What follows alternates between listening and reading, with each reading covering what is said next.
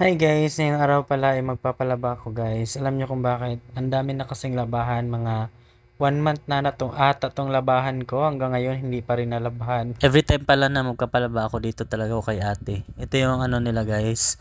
Malinis kasi dito guys, maglaba sila, mabango, tapos mura na din siya guys kasi 25 per kilo nila, so sulit naman. So dito talaga ako nagpapa guys, Ken Raquel Laundry Shop. Binayaran ko na siya kasi mamaya pag dating ko is diretso na lang, tapos uwi sa bahay, kunin yung labada, tapos uwi sa bahay matulog. Before pala ako umuwi sa bahay guys, nag-grocery muna ako kasi kailangan ko na ng hanger, kailangan ko na ng brush, kailangan ko din ng palanggana.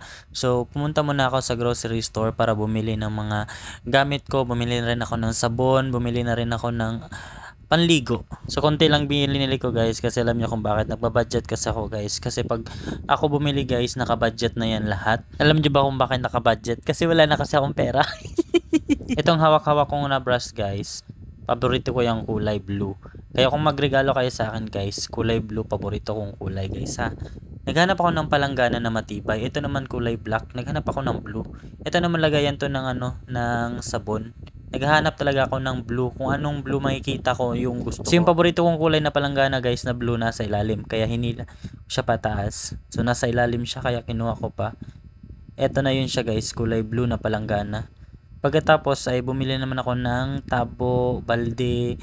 Alam nyo guys, mahirap talaga maglipat-lipat ng boarding house. Kasi kapag lumipat ka ng boarding house, iba na naman yung gamit mo. Kasi yung old na gamit mo is pwede mo iwan doon kasi tinatamad ka na magdala. Kaya ganito ang nangyayari. So naghanap na ako dito guys ng toothpaste, or brush, or sabon. Dito naman kasi sa grocery guys, nandito na lahat ng bibilihin mo. Syempre guys, di mawawala yung shampoo natin. So yan yung paborito kong shampoo, Head and Shoulder. Tsaka bumili lang ako ng 6 dito kasi swak lang yan sa budget ko 6. So magagamit ko yan ng 2 weeks ko yan siya magagamit. Tsaka bumili na rin ako ng sabon na pan 1 week. So umuwi na rin ako guys. Kinuha ko na yung labada ko. Yun lang. Bye bye.